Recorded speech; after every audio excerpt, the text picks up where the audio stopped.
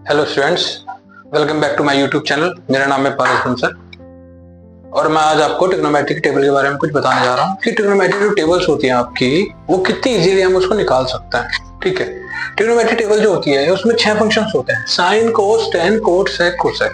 ठीक है, हमें केवल साइन की वैल्यू चाहिए बस, बाकी सारी वैल्यू ट्रिक से निकल जाएंगी। ट्रिक से तो हम क्या साइन की वैल्यू भी निकालेंगे, लेकिन कितनी इजी तरीके से निकाल सकते हैं वो आप देखिए। आप ये देखिए कि अंगूठा है आपके हाथ में, राइट हैंड बनाइए ऐसे, सेम जैसे मैंने लिया। ठीक है, बिल्कुल ऐसे।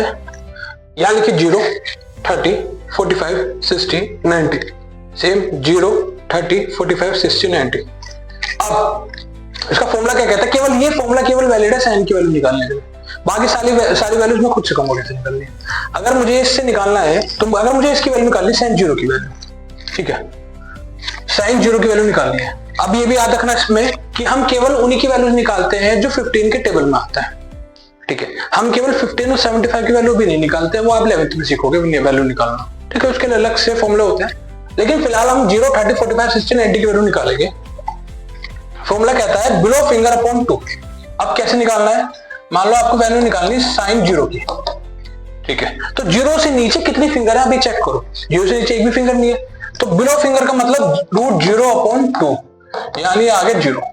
सेम अगर मुझे निकालनी है साइन 30 की वैल्यू, साइन 30 की वैल्यू ये 30, ये 30। अब 30 की वैल्यू अगर मुझे निकालनी है तो 30 से नीचे कितनी फिंगर है?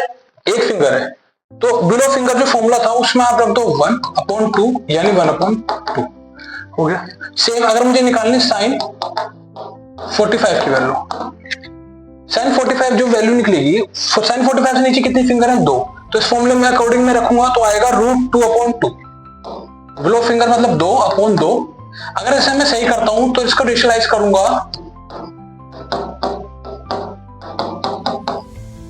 तो कितना आएगा? 2 अपॉन रूट 2, रूट 2, 2 से 2 खत्म, यानी आगे 1 अपॉन रूट 2।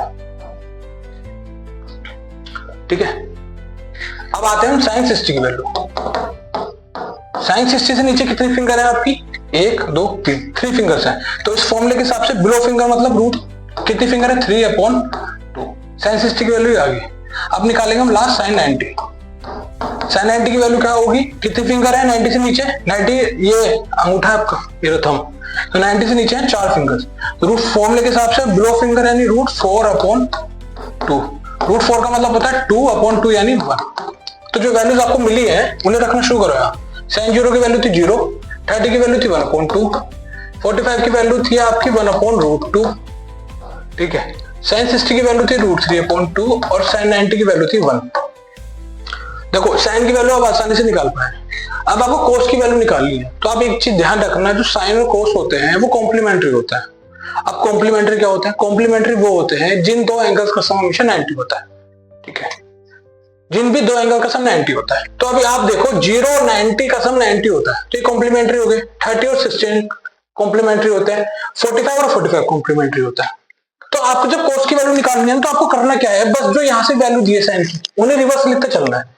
जैसे ये 1 है तो यहाँ 1 लिख दो, इसकी वैल्यू रूट 3/2 थी तो यहाँ रख दो, इसकी वैल्यू 1/√2 तो यहाँ रख दो, इसकी वैल्यू 1/2 थी तो यहाँ रख दी, और इसकी वैल्यू 0 थी तो यहाँ रख दिया। ठीक है, आपने कोस की वैल्यू निकाल ली। अब हम निकालते हैं टेन की वैल्यू। टेन की वैल्यू कैसे निकलती है? टेन जो होता है ना, आपको मैं बताऊं, टेन जो होता है आपका वो होता है साइन अपॉन कोस। साइन और कोस को डिवाइड कर दोगे तो आपको टेन की वैल्यू निकलेगी। ठीक है, तो साइन अगर कोस को डिवाइड कर दूंगा तो टेन की वैल्यू आती है। तो जैसे 0 अपॉन 1 कितना हो गया? 0। 1 upon 2 divide by root 3 upon 2, 2 से 2 कैंसिल हो गया तो बच गया 1 अपॉन रूट 3। ये थी। सेम इसको और इसको डिवाइड करो, ये कट गया तो आ गया 1। सेम इसको और इसको डिवाइड करना है, साइन अपॉन कोस को, 2 से 2 कट गया, बच गया रूट 3। और 1 अपॉन 0 कितना होता है? 1 अपॉन 0 होता है इन्फिनिटी से। अब टेन और कोट कॉम्प्लीमेंट्री होता है। कॉम्प्लीमेंट्री मैंने आपको बताया अभी, जिन दो एंगल का सम 90 हो जाता है, यानी फिर रिवर्स लिखना है। इसकी वैल्यू अगर इन्फिनिटी थी तो ये इन्फिनिटी हो जाएगा, फिर ये रूट 3 था तो रूट 3, ये 1 था तो ये 1, इसकी वैल्यू 1 अपॉन रूट 3 तो 1 अपॉन रूट 3, और ये 0 था तो ये 0 हो गया। अब हम बात करते हैं सेक। सेक जो होता है ना, वो कोस का वो होता है, क्या होता है? रिवर्स होता है। रिवर्स कहते हैं या रेसिप्रोकल होता है। कोस जो होता है वो सेक का रेसिप्रोकल होता है। इसका मतलब जो कोस की वैल्यूज हैं और जो सेक की वैल्यूज है वो बस रेसिप्रोकल होती है। तो अगर यहाँ 1 है तो ये भी 1 हो गया, यहाँ √3/2 था तो उसका रेसिप्रोकल कर दो तो आ गया 2/√3, ये 1/√2 तो ये हो गया √2/1, ये था 1/2 तो ये हो जाएगा 2/1, और ये था 0/1 तो ये हो जाएगा 1/0 यानी इंफिनिटी। ठीक है, अब सेक और कोसेक कॉम्प्लीमेंट्री होता है, तो इसका मतलब अगर ये इंफिनिटी है तो ये यहां आएगा, ये 2/1 यहां आ जाएगा, ये √2/1 यहां आ जाएगा, ये आएगा 2/√3 यहां आ जाएगा, और ये 1 आपका यहां आ जाएगा। बस इतनी सी ट्रिग्नोमेट्री टेबल थी जो आपको लर्न करनी है, और आपको लर्न करने की भी जरूरत नहीं है। मैंने आपको इतनी इजी वे में सिखा दिया कि आपको लर्न करने की जरूरत नहीं है। अगर आपको समझ में आई हो तो आप चैनल को सब्सक्राइब कर सकते हैं, और अगर आपके कोई क्वेश्चन के डाउट्स हैं तो आप इसे कमेंट में डाल सकते हैं। आपके